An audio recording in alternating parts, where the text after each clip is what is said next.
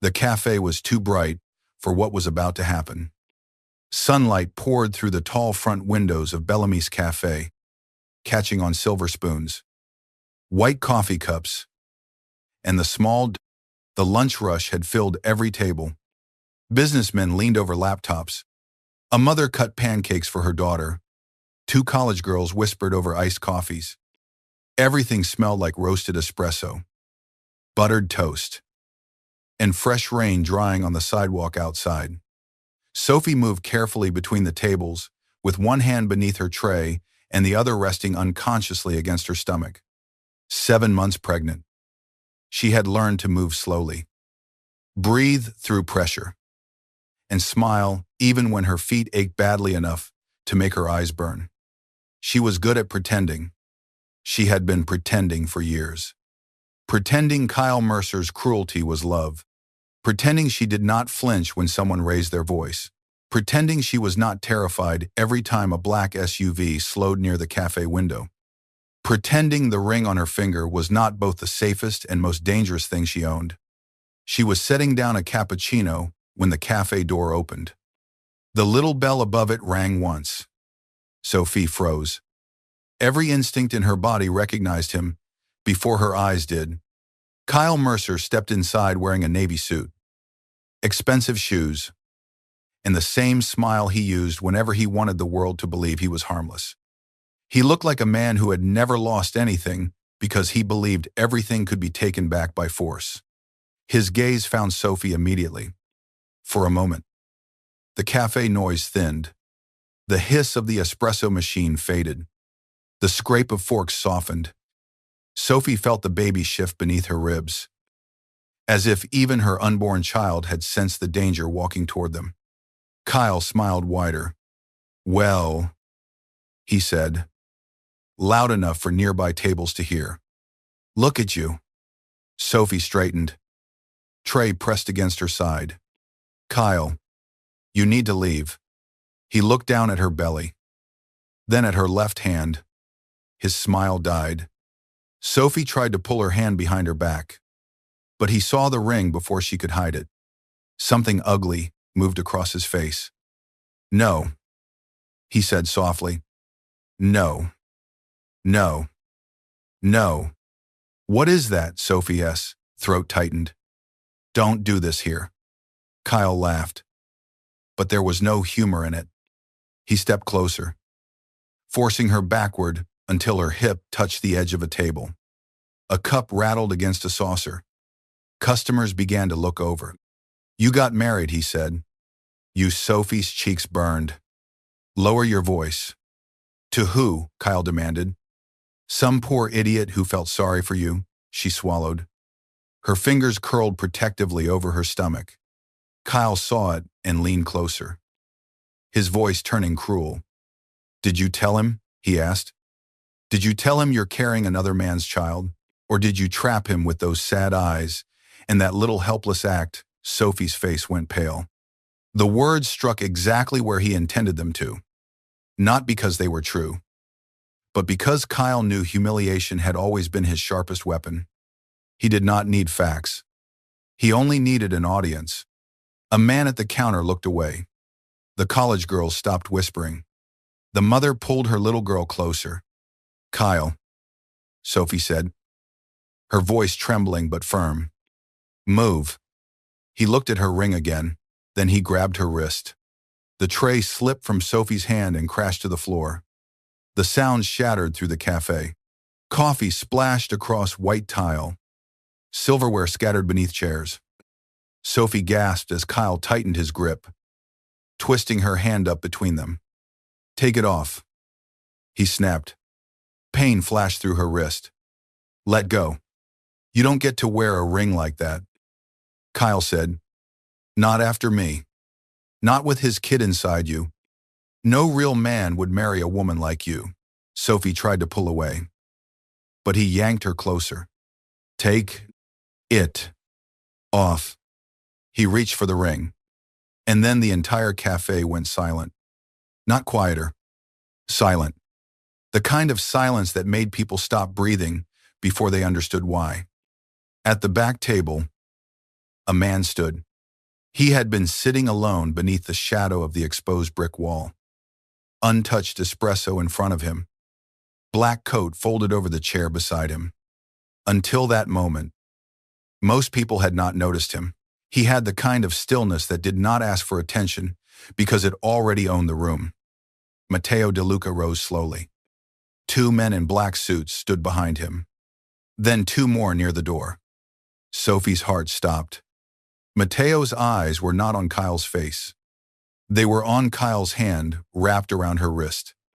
When he spoke, his voice was calm, too calm. "Touch my wife again," Matteo said, "and you will leave this cafe with less than you brought in." Kyle's grip loosened. Sophie sucked in a shaking breath. The word wife hung in the air like a struck match. Kyle turned. Confusion, twisting into disbelief. "Who the hell are you?" No one answered at first. They did not need to. Around the cafe, recognition spread like cold water. One businessman lowered his phone. A woman near the window whispered, "That's Matteo De Luca." Kyle heard it. His face changed. Everyone in Boston knew the De Luca name.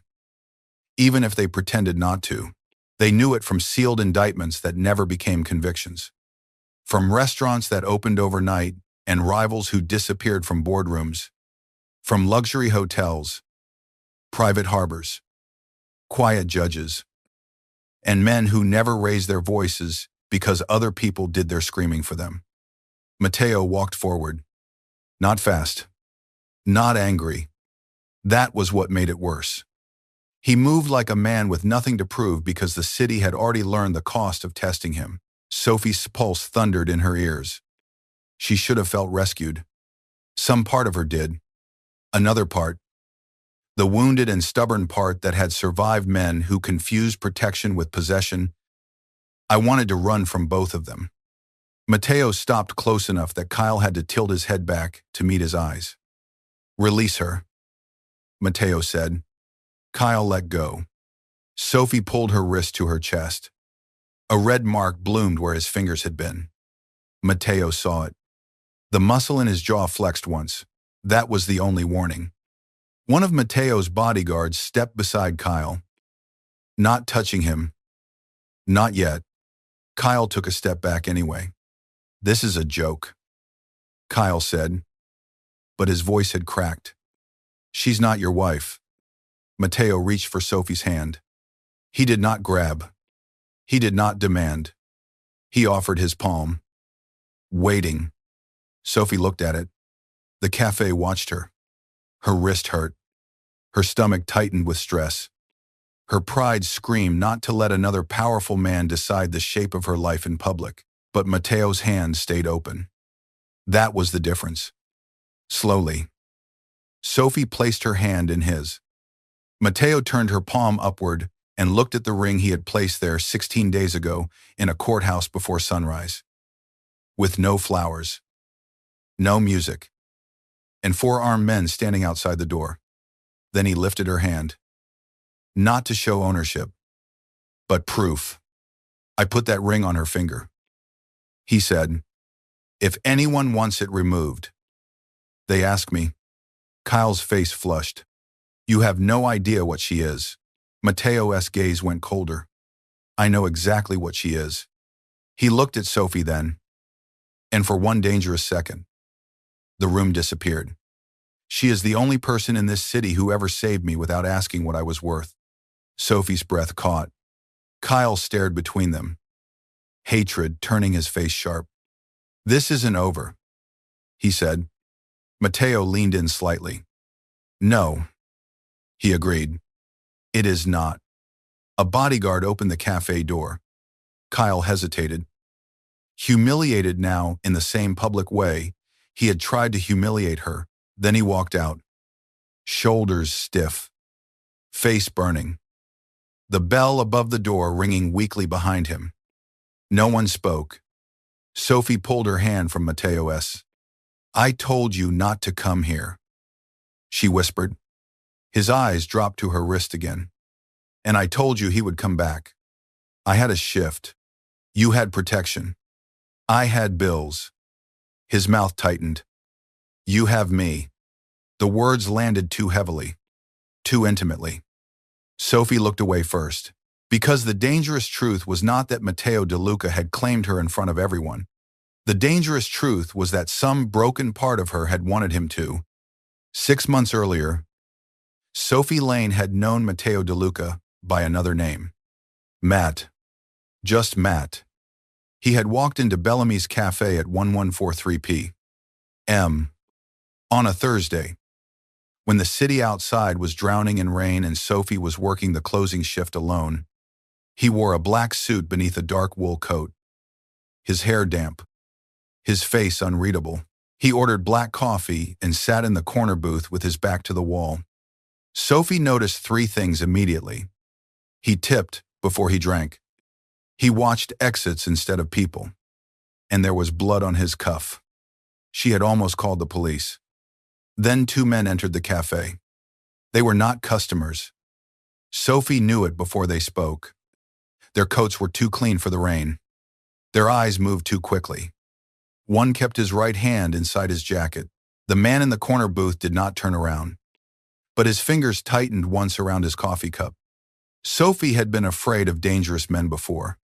Kyle had taught her that danger did not always arrive with guns. Sometimes it arrived with flowers and apologies.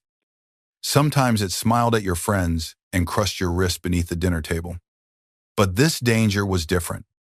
It was quiet, controlled, and bleeding. The 2 men asked for the back exit. Sophie pointed them toward the hallway. Then, without thinking, she walked to the corner booth and said, "Storage room."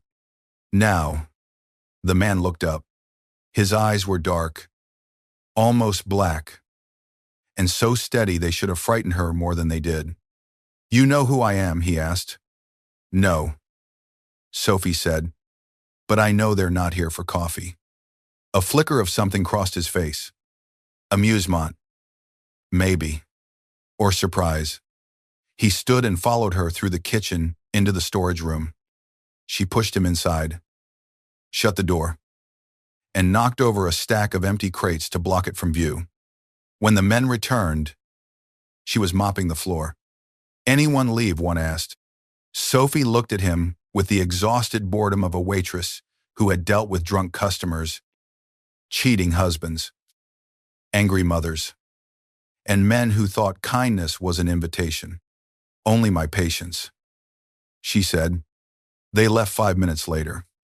When Sophie opened the storage room, the man was leaning against the shelves, one hand pressed to his ribs.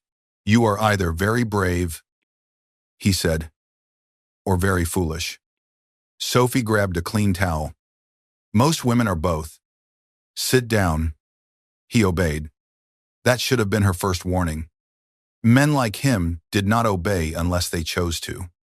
She cleaned the cut beneath his ribs with shaking hands. He watched her face, not her hands.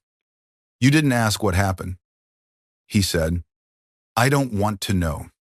"You should." "I really shouldn't." He almost smiled. "What is your name?" he asked. "Sophie." "Sophie?" he repeated, like he was testing how it felt in his mouth. She glanced at him. "And yours?" A pause. "Matt." It was a lie. She knew it.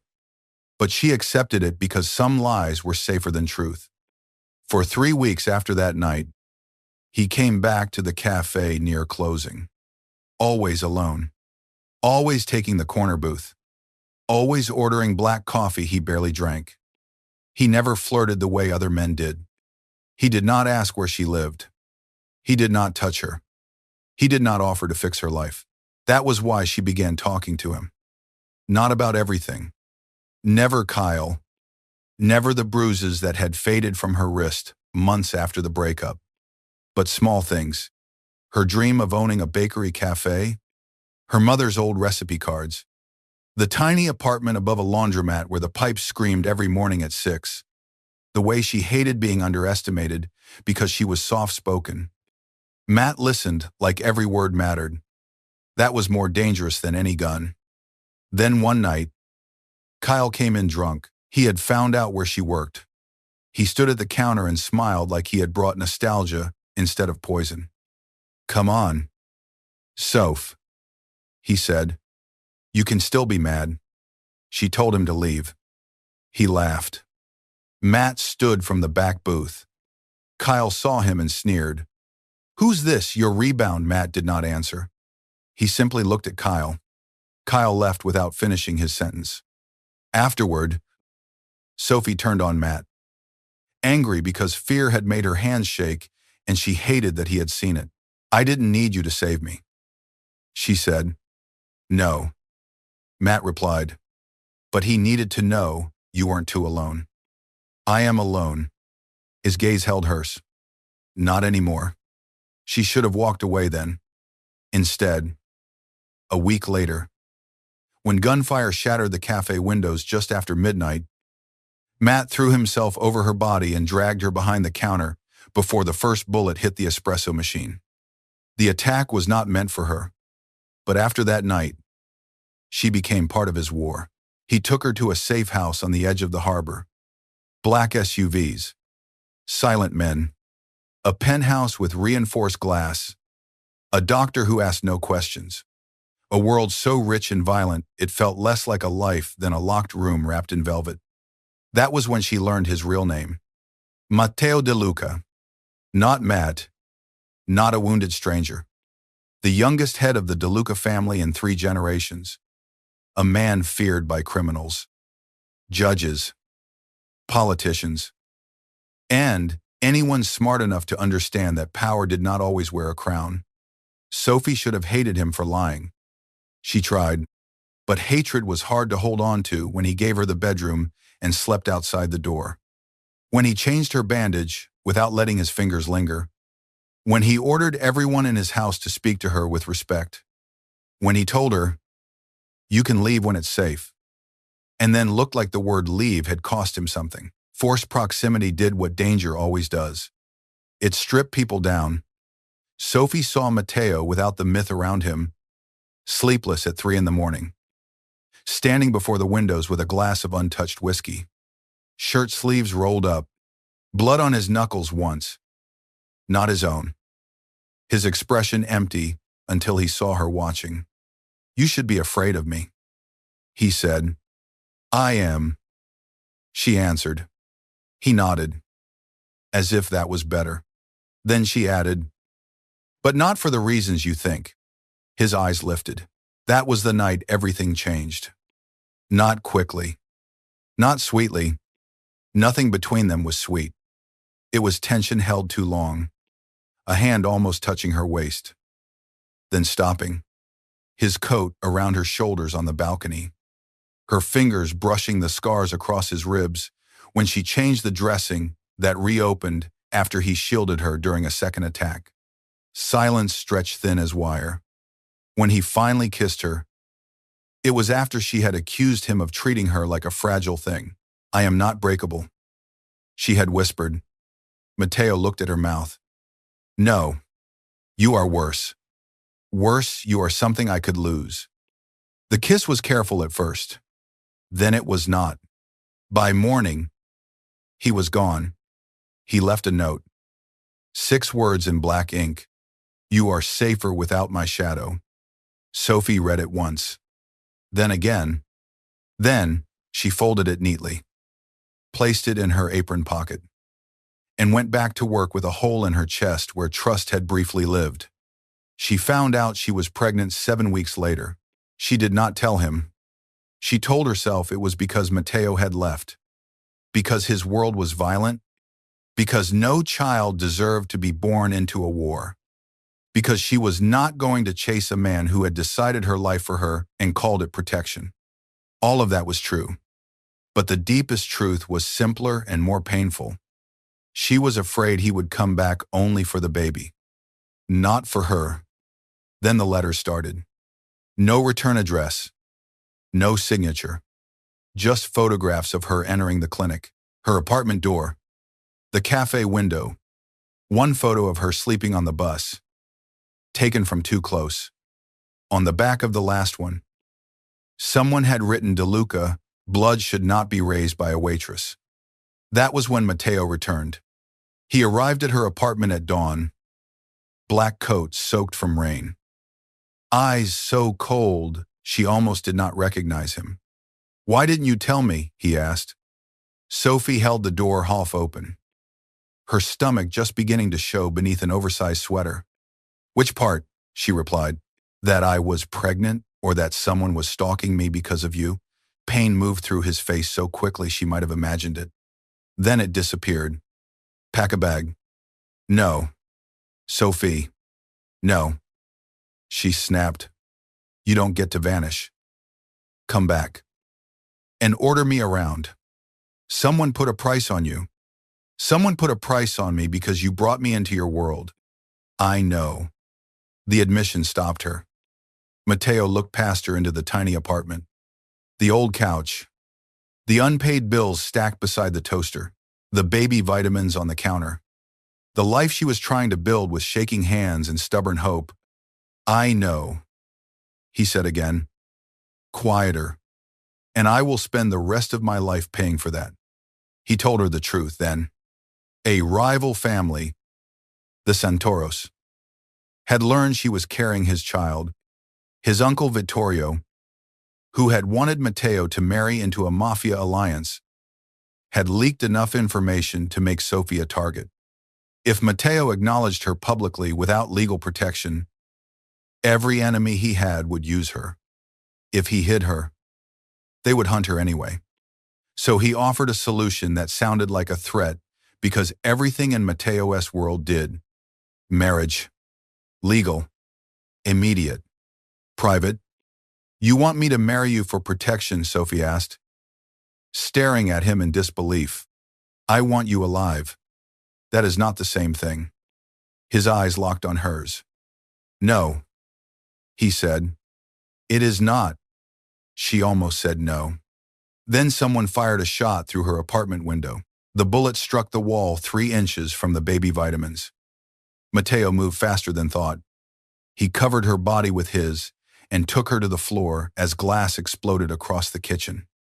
That was how Sophie Lane ended up in a courthouse before sunrise, wearing a pale blue dress under Matteo's black coat, while a judge with nervous hands married her to the most dangerous man in Boston. When Matteo slid the ring onto her finger, his thumb brushed her skin. "I will not ask you to love me," he said softly. "Good," Sophie whispered, because her eyes were burning. "Because I want."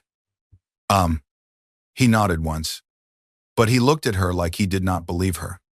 16 days later, Kyle Mercer grabbed that same wrist in Bellamy's cafe, and Matteo De Luca finally stopped hiding his wife. After the cafe incident, Matteo took Sophie through the back door before reporters could arrive. They walked into the alley behind Bellamy's, where 2 black SUVs waited with engines running. A bodyguard opened the rear door. Sophie stopped before getting inside. "No," she said. Matteo turned. "Sophie, I am not being dragged into another car because men keep deciding where I'm safe." His gaze flicked to her wrist. "You were assaulted in public. And you announced I was your wife in public? You are my wife. Legally," she said. Something dark crossed his face. "Is there another kind?" The question was too intimate, too close to the truth neither of them could touch. Sophie lifted her chin. "You didn't marry me because you loved me." Matteo stepped closer, blocking the wind with his body. "No." The word cut more than she expected. Then he said, "I married you because love would not have been enough to keep you alive." Before she could answer, his phone rang. He looked at the screen. The change in him was immediate. The husband disappeared. The Mafia boss returned. What he said, a pause. His eyes moved to Sophie. "Send it." His phone buzzed. He opened a video. Sophie saw herself in the cafe. Kyle grabbing her wrist. Matteo rising. The angle was from behind the counter. Someone had recorded everything. The caption beneath the video read, Pregnant waitress claimed by Mafia boss after cafe meltdown. Sophie's stomach dropped. It's already online, Mateo said. Who posted it? His face hardened. Kyle. By sunset, the video had spread across the city. News sites blurred Sophie's face, then stopped bothering. Gossip pages called her Mateo DeLuca's mystery wife. Some comments called her lucky. Some called her a gold digger. Some asked whose baby she carried. Others posted old photos of Kyle with his arm around her waist, turning her life into entertainment for strangers. Sophie sat in Mateo's penthouse, staring at the screen, until her vision blurred. The penthouse was beautiful in a way that felt lonely. Floor-to-ceiling windows, marble floors, a fireplace that burned without sound, security monitors hidden behind a panel in the study, men posted outside the elevator, women in tailored suits whispering into earpieces. A palace with locks. Mateo stood across the room, speaking quietly to his men. Find Mercer. Find who sent him the cafe angle. Pull every camera within 6 blocks. Sophie looked up. You had cameras in the cafe. Mateo went still. That silence was enough. Her heart sank. Mateo, it was for your protection. You were watching me after the letters. Yes, she rose carefully. One hand on the arm of the chair. You don't get to make that sound noble. His men began to leave. Mateo did not take his eyes off her. I had reason. You always have reason. That's the problem. He dismissed the last guard with a glance. The door shut. Then it was just them. The city glittered behind him like a field of knives. Sophie walked toward the study and pushed open the door.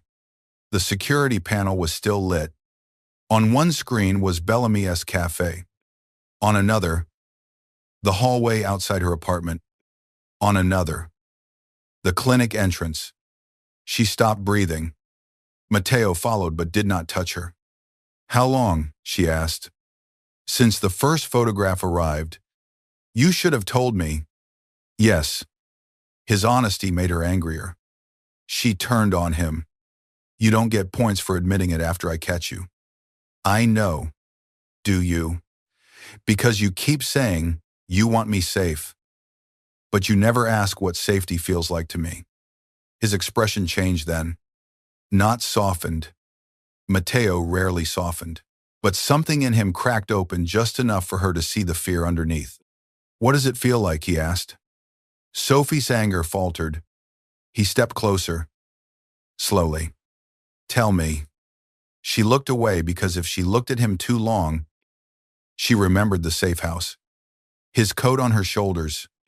His body over hers as bullets hit glass. The way he had said she was something he could lose. Safety feels like having a choice, she said. Mateo absorbed that like a wound. Then he nodded. Then choose. She looked back at him. His voice lowered. Stay here tonight because Kyle is working with someone who wants you dead. Tomorrow, if you still want to leave, I will give you a driver. Guards you can fire. And an apartment no one knows about. You would let me go, no. Her heart tightened. Mateo's eyes were ruthless and honest. But I would not stop you. The distinction was pure Mateo. Possessive enough to terrify her. Restrained enough to make her trust him.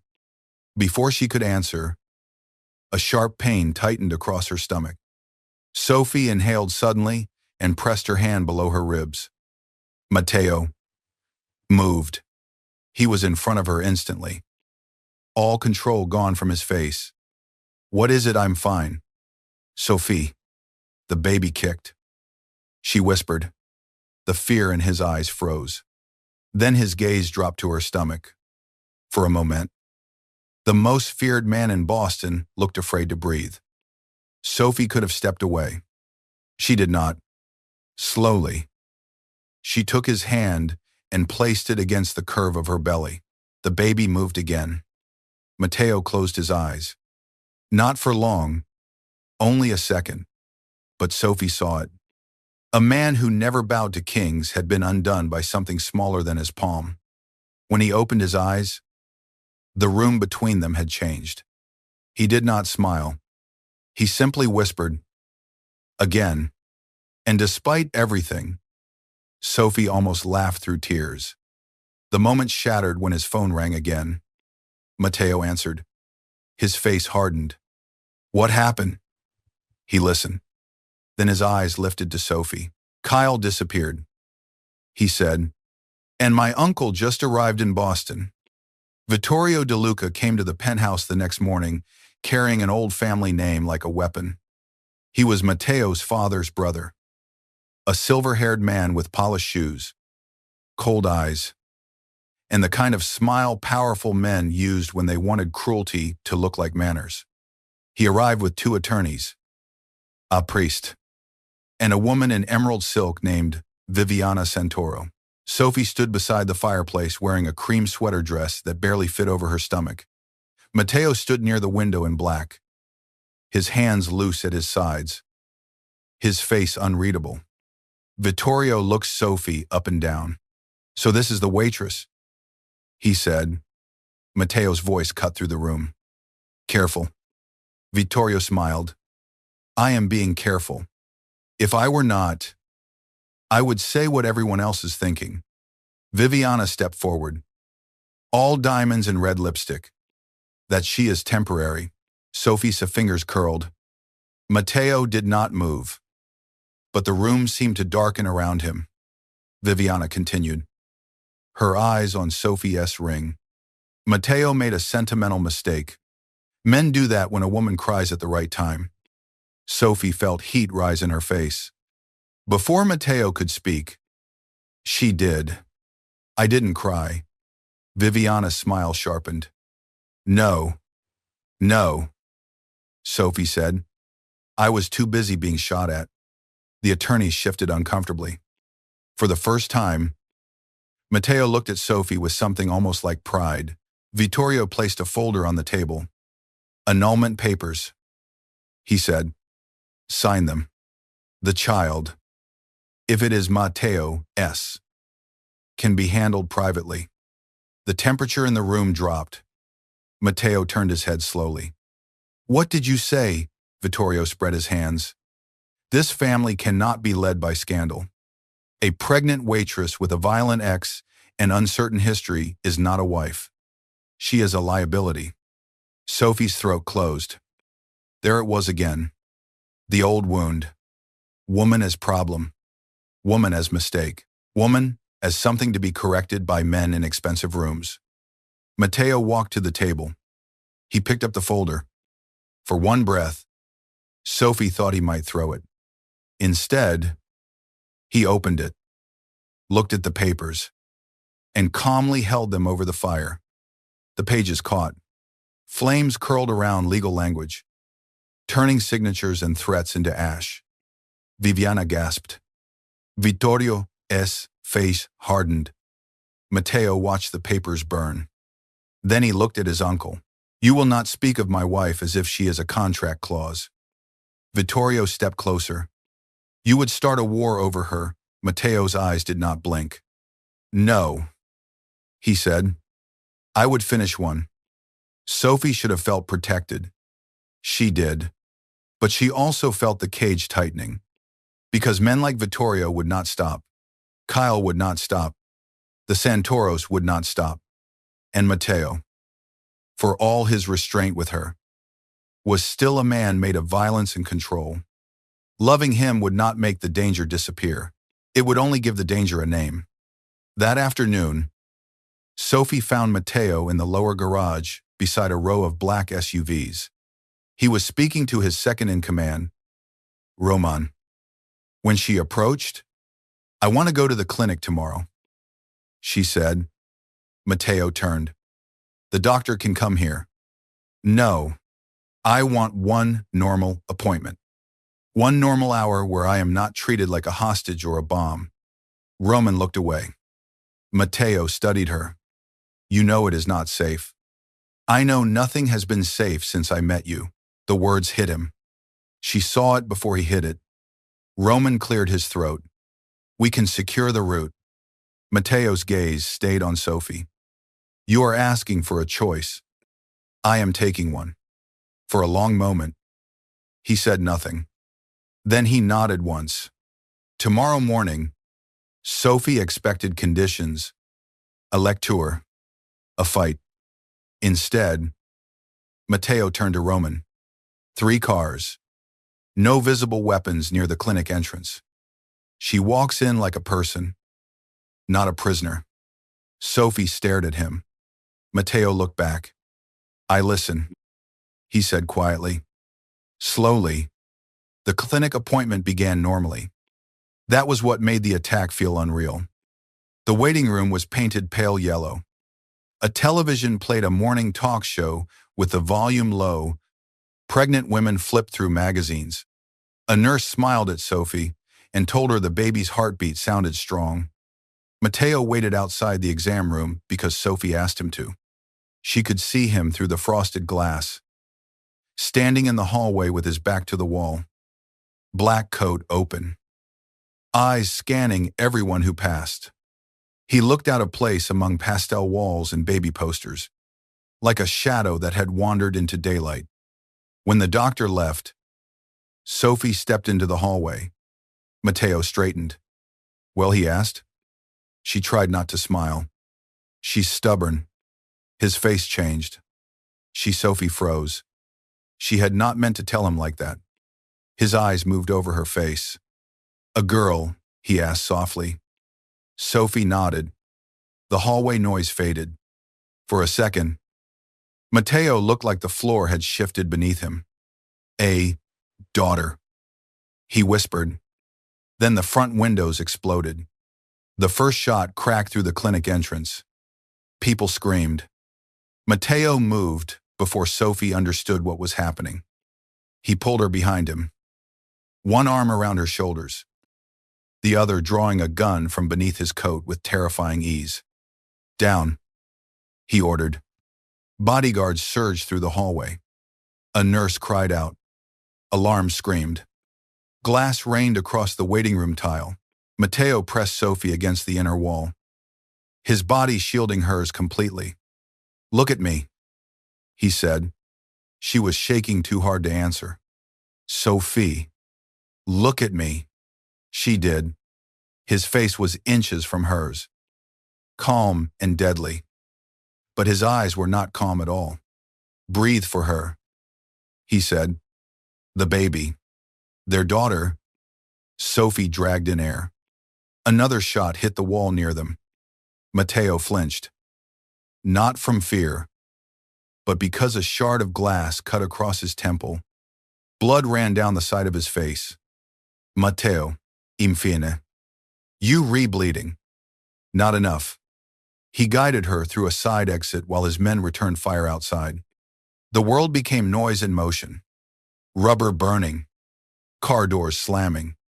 Roman shouting commands.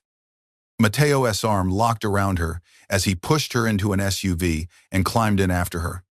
The convoy tore away from the clinic. Sophie looked back through the rear window and saw smoke drifting across the street. Her normal hour had lasted 9 minutes. They did not return to the penthouse. Mateo took her to an abandoned church on the edge of the city. A DeLuca-safe location, hidden behind boarded windows and ivy-covered stone. Inside, candles had been lit along the altar. Not for religion, Mateo told her, but because electricity made the building easier to track. Rain began outside, tapping against stained glass. Sophie sat in the front pew while Mateo leaned against the aisle, blood drying at his temple. One hand pressed to his ribs where an old wound had reopened. You need a doctor, she said. So do you. The baby is moving. Imi ona. He looked at her stomach with the haunted expression he tried to hide. You could have died today. So could you.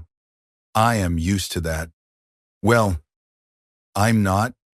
Her voice broke at the end. Mateo looked away. That hurt more than anger would have. Sophie stood, walked to him.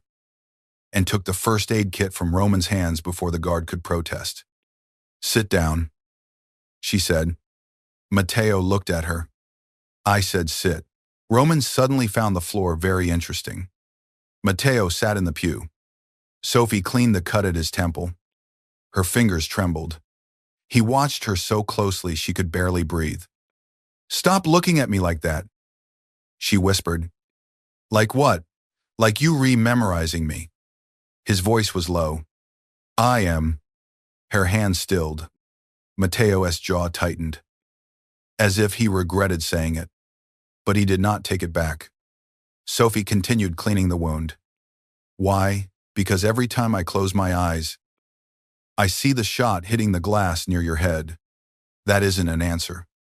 His gaze lifted to hers. "Because if I lose you, there will be nothing human left in me." The confession moved through her like lightning. Not soft, not romantic in any ordinary way.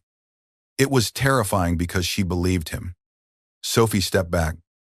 "You can say things like that and then decide everything for me. I know. You can love someone by locking them away." His face went still. There it was, the word neither of them had used. Love. Matteo stood slowly. He was too close now. Close enough that she could see rain reflected in his eyes through the broken colors of stained glass. "I do not know how to love safely," he said. Sophie's throat tightened. "I only know how to love like war." A tear slipped down her cheek before she could stop it. Matteo lifted his hand. Stopped before touching her. Waited. That broke her more than if he had pulled her into his arms. Sophie closed the distance herself. She stepped into him, pressing her face against his chest. For 1 second, Matteo did not move. Then his arms came around her. Careful because of the baby. Fierce because of everything else. Outside, thunder rolled over the harbor. Inside the abandoned church, the Mafia boss held his wife like a man afraid God would notice and take her away. The betrayal came from someone Sophie trusted. Lena had worked beside Sophie at Bellamy's for 2 years. She was the one who covered Sophie's shifts during morning sickness. The one who brought ginger tea. The one who cried when Sophie said she was married. Not because she was happy, but because she knew secrets that big usually came with bruises. So when Roman brought Lena into the church basement with tears streaking her mascara, Sophie's first instinct was denial. "No," Sophie said. Lena subbed. "I'm sorry." Matteo stood in the shadows beside the old wine cellar, silent and lethal. Roman placed a phone on the table. Massage, payment transfers, photos. Lena had sent Kyle Sophie's clinic appointment, cafe, schedule, and apartment address. Sophie felt the room tilt. "Why?" she whispered. Lena covered her mouth. "My brother owed money. Kyle said no one would get hurt. He said Matteo was using you. He said he only wanted to talk to you." Sophie stared at her. "You watched him grab me." Lena cried harder. "I know." Sophie backed away. Matteo moved. But she raised a hand to stop him. No one spoke. That hurt more than Kyle. Kyle had always been cruel. Lena had been kind. Betrayal from kindness leaves a different scar. Matteo's voice was cold when he addressed Roman. "Take her home. Put guards on her brother. No one touches them until Sophie decides." Lena looked up. Stunned. So did Sophie. Matteo did not look at Lena. He looked at his wife. "Her pain belongs to you," he said. "Not me." Something inside Sophie shifted. It was not forgiveness. Not yet, but it was the first time Matteo had handed her power instead of taking it. Later that night, Sophie found him standing alone near the ruined altar. "You surprised me," she said. "I surprise myself around you." She almost smiled. But the day had been too heavy. What happens now? Now Kyle runs out of people to hide behind. And the Santoros, they made a mistake. What mistake? Mateo turned from the altar. They aimed at you and missed.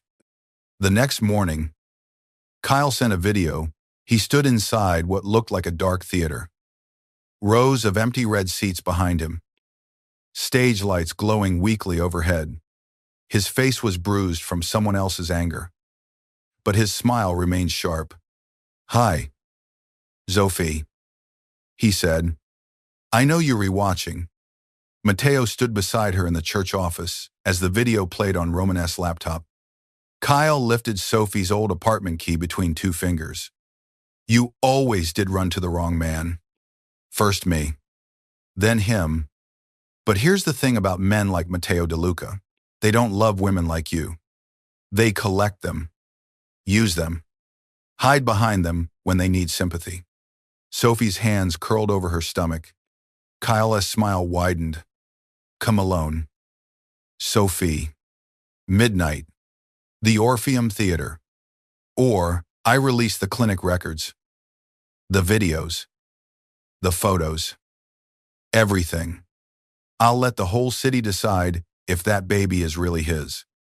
Mateo reached for the laptop. Sophie stopped him. Kyle leaned closer to the camera. "And bring the ring. And I want to watch you take it off." The video ended. Silence. Then Mateo picked up the laptop and threw it against the wall. It shattered. Sophie flinched. Mateo froze when he saw. The rage left his face instantly, replaced by something worse. Shame. "I'm sorry," he said. She believed him. But fear had memory, and her body remembered before her heart could decide. Mateo stepped back, giving her space. "I will not let him near you. He wants me there. He wants bait. He wants control." Sophie said. "There's a difference." Mateo's eyes narrowed. Sophie looked at the broken laptop. "Kyle doesn't just want to expose me. He wants to make me choose humiliation. He wants me to walk in and hand him proof that he still has power over me. And you think I will allow that?" "No," she said. "I think you will storm in with guns and make it about your war." His face hardened. "It is my war. It is my wrist." He grabbed. "My name," he dragged online. "My friend," he manipulated. "My child," he threatened. Mateo went very still. Sophie stepped closer. "I am not asking you to stay away. I am asking you not to erase me from my own rescue." For a long time, he said nothing. Then he looked at Roman. "Get her a vest." And Sophie blinked. Roman looked like he wanted to argue, then wisely did not. Mateo turned back to her. "You do exactly what I say if bullets start flying." Sophie lifted her chin. "And you do exactly what I say if he tries to make this about ownership." A dangerous flicker moved through Mateo's eyes. Not anger, fascination. "You are very difficult to protect," he said. "You are very difficult to love." The words slipped out before she could stop them. Both of them froze. Mateo's face changed slowly, like a locked door opening in the dark.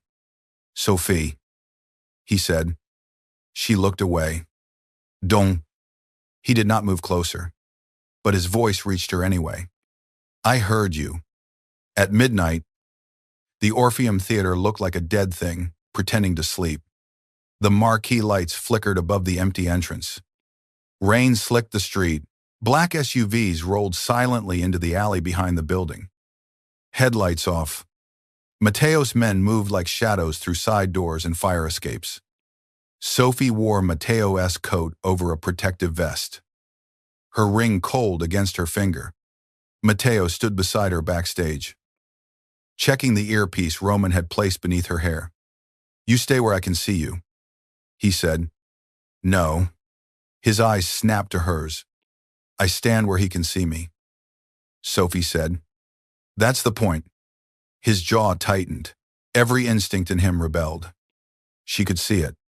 The need to put his body between her and everything else. The urge to lock the world out with blood and steel. But he nodded. Barely. That tiny nod felt more intimate than a kiss. Sophie walked onto the stage. The theater smelled like dust. Velvet. And old applause. Kyle stood beneath a single spotlight near the front row. Beside him was Enzo Santoro, heir to the rival family, smiling with a gun loose at his side. Several armed men lined the aisles. Kyle clapped slowly when Sophie appeared. "There she is," he said. "Mrs. DeLuca." Sophie stopped center stage. Her heart pounded so hard she could hear it in her ears. But her voice was steady. "You wanted me. I'm here." Kyle looked disappointed that she was not crying. His gaze dropped to her stomach. Then her hand. "The ring?" he said. "No." His smile twitched. "Still pretending he chose you. He did choose me." Kyle laughed. "He chose the baby. Men like him need heirs. That's all. You are a convenient womb with a sad little face." The words struck, but they did not enter the way they once would have. Because from the darkness beyond the stage, Sophie felt Matteo watching. Not controlling, trusting. Kyle stepped closer. "Take it off." Sophie looked down at the ring. She remembered the courthouse. Matteo's thumb against her skin. His voice saying he would not ask her to love him. She remembered the cafe. Kyle's hand crushing her wrist. She remembered the clinic glass exploding. The abandoned church. The baby kicking beneath Matteo's palm. Then she looked at Kyle. "No," she said. "You don't get to decide what I'm worthy of anymore." Kyle's face twisted. He lunged for her. Matteo appeared from the shadows like a nightmare given shape. He caught Kyle by the throat and slammed him back against the edge of the stage hard enough to make the spotlight shake. Every gun in the theater lifted. So did every DeLuca weapon from the dark balconies. The room became a held breath. Matteo's voice was soft. "I warned you in the cafe." Kyle choked, clawing at Matteo's wrist. Enzo Santoro raised his gun towards Sophie. Sophie saw it before anyone else. Matteo. Matteo turned just as Enzo fired. Roman shot the stage light. Darkness crashed down. Screams. Gunfire. Shattering glass. Men shouting in Italian and English. Sophie dropped behind a speaker, both arms around her stomach, breathing the way Matteo had taught her. "Breathe for her." A hand grabbed her ankle. Kyle. Even in chaos, he found her. He dragged himself toward her, face wild with hatred. "You ruined my life." He spat. Sophie kicked free, but he caught her wrist again. The same wrist. The same ring. The same old terror. But Sophie was not the same woman. She grabbed the heavy stage microphone stand beside her and swung it with both hands. It struck Kyle's arm. He cried out and released her. Then Matteo was there. Blood marked his white shirt beneath his black coat. But he moved like pain belonged to someone else. He lifted Kyle by the collar and drove him into the front row seats. Enzo tried to run through the aisle. Roman stopped him. The remaining Santoro men dropped their weapons when they realized every exit belonged to DeLuca. Matteo stood over Kyle, breathing hard, gun in hand. Sophie saw what he wanted to do. She saw how close he was to becoming the monster everyone said he was. "Matteo," she said. His eyes remained on Kyle. "He threatened you." "I know. He threatened our daughter." "I know." His hand tightened around the gun. Sophie stepped closer, shaking. "If you do this for me, you don't do it in front of me." That reached him. Slowly, Matteo turned. His face was terrifying. Blood at his temple. Rainwater on his coat. Rage in every line of his body. But beneath it was fear. The fear of losing her. The fear of being unworthy of the one person who had seen him as more than his violence. Sophie held out her hand. Not the ring hand. The other. Matteo stared at it. Then he lowered the gun. The sound of it hitting the stage floor echoed through the theater. Kyle laughed weakly. She made you weak. Matteo looked down at him. No, he said. She gave me something to spare. Police sirens wailed in the distance. Not ordinary police. Judges and officers Matteo trusted because he owned their secrets or their loyalty. Kyle and Enzo would not disappear. They would stand trial with enough evidence to bury both families' public faces and enough fear to keep their private ones silent.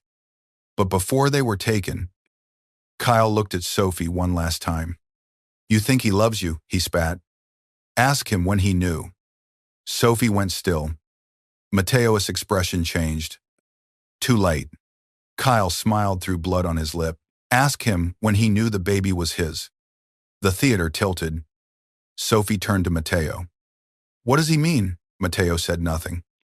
That silence was worse than confession. Sophie stepped back. No, she whispered. Tell me he's lying. Matteo's face was stripped bare now.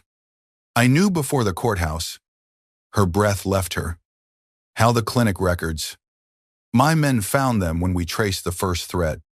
You knew, yes. You knew she was yours and didn't tell me I was going to. When, after you locked me in a penthouse, after you decided what was safe, after you let me believe you married me out of obligation, his pain was quiet.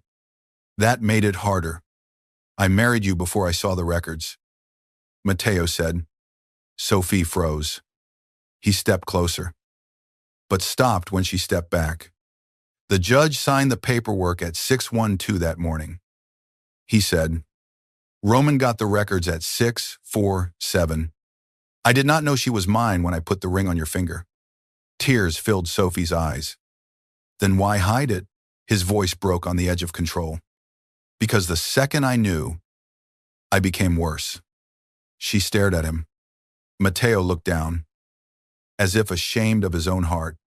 I could pretend I was protecting you because it was right, because I owed you, because you were innocent. But when I knew she was mine, he swallowed. I wanted to keep you, both of you. I wanted it so badly I did not trust myself to tell you without making it sound like a claim. Sophie's ange tremble. Not gone, but changed. You let me feel alone with that fear. I know.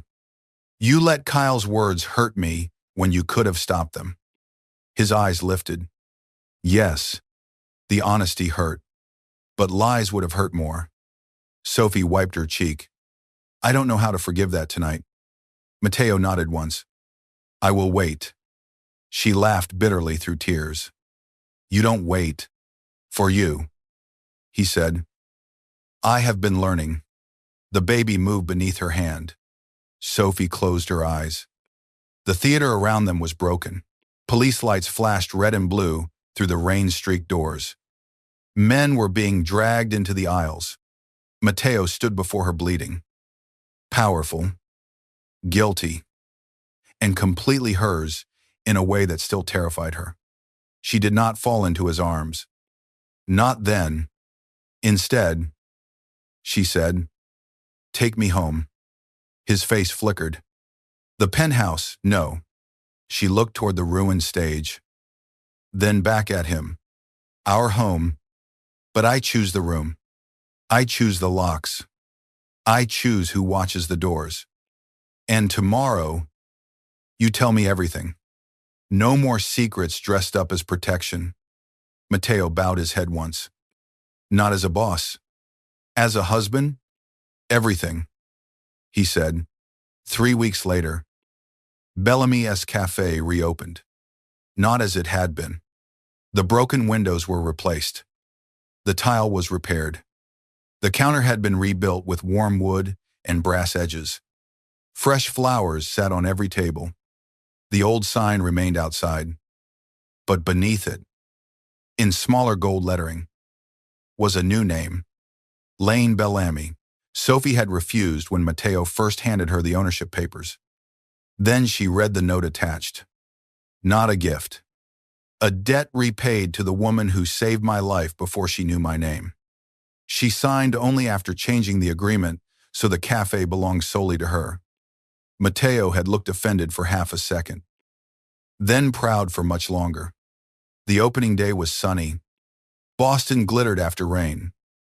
The streets washed clean. The air cool and bright. Customers lined up before noon. Some came for coffee. Some came because the scandal had made Sophie famous. Some came hoping to glimpse Matteo De Luca. They did. He sat in the same corner booth where he had once pretended to be Matt, wearing a black suit, one hand resting on the table, his wedding ring visible. No bodyguards stood inside. Sophie had allowed 2 outside. That was marriage. She had told him. Compromise. Matteo had said, compromise looks suspiciously like surrender. Sophie had smiled. Only when you're losing. He had looked at her then with the quiet devotion that still made her heart unsteady. Now she moved between tables. No longer in a waitress uniform, but in a soft blue dress, one hand on her belly. Greeting customers as the owner. Kyle Mercer awaited trial. Enzo Santoro had turned on his own family. Vittorio De Luca had fled Boston after Matteo released enough evidence to destroy every alliance he had spent 30 years building. The war was not over. Men like Matteo did not get peaceful endings. But for the first time, Sophie no longer felt like a woman standing outside the story of her own life. She had chosen the danger with open eyes, and the danger had learned to kneel. Near closing, the cafe emptied until only Matteo remained. Sophie locked the front door and turned the sign. When she faced him, he was standing, Yuri staring. She said, "Yes, you do that a lot. I missed years of it." Her chest softened. He walked toward her slowly, giving her time to move away if she wanted. She did not. He stopped in front of her and looked down at her hand. The red marks from Kyle's grip had faded. Matteo touched her wrist gently, almost reverently. "I still see it," he said. "I know. I still hear him telling you to take off the ring." Sophie placed her hand over his. "And I still hear you telling him who put it there." His eyes lifted. The city outside moved beyond the glass. Cars passing. People laughing. A world unaware that inside this small cafe, something dangerous had become something tender without ever becoming tame. Matteo lowered himself slowly to one knee. Sophie's breath caught. "Matteo." He took her hand. Not the way Kyle had. Never that way. He held it like something trusted. Not owned. "I married you in fear," he said. "I protected you badly. I loved you worse. I kept secrets because I thought truth would give you a reason to leave." Tears blurred her vision. He looked up at her. "So I am asking now, with no judge, no VAR, no gunfire, and no lie between us." His thumb brushed the ring. "Stay my wife because you choose me. Not because I saved you. Not because of our daughter. Not because my name scares the world. Because somewhere inside all this darkness, you still see the man who drank bad coffee just to hear your voice." Sophie laughed through her tears. "It was terrible coffee. The worst. You came back anyway. Every night." She touched his face. The feared Matteo De Luca closed his eyes beneath her palm. There he was. Not soft. Never harmless. But hers. Sophie lowered herself carefully until she was kneeling in front of him too. Both of them on the cafe floor, where months ago a tray had shattered and a man from her past had tried to tear away her future. She kissed Matteo gently. His hand came to her waist. Stopping first. Asking without words. She answered by leaning closer. When they parted, Sophie whispered, "I choose you." His forehead rested against hers. The baby kicked between them. Matteo gave a quiet, breathless laugh. the rare kind that seemed to surprise even him. Our daughter agrees, Sophie said. She is already giving orders. She gets that from you. His eyes warmed. No, he said. From her mother. Outside, two black SUVs waited at the curb. Men in dark suits watched the street. Somewhere beyond the city lights, enemies were counting losses and planning revenge. But inside the cafe, sunlight faded into gold across the floor. Sophie Lane stood with her husband's hand in hers, no longer hiding the ring. The woman Kyle Mercer had called unwanted had become the one person Matteo DeLuca would burn the world to protect. And the Mafia boss who once believed love was only another weakness had learned the most dangerous truth of all. A man with nothing to lose is feared, but a man with a wife and daughter to come home to is unstoppable. Matteo opened the cafe door for Sophie, his hand resting lightly at the small of her back. Not pushing, not claiming, just there. This time, she did not walk behind him. She walked beside him. And every man watching from the shadows understood. The waitress with the ring had not been rescued from the underworld. She had become its queen.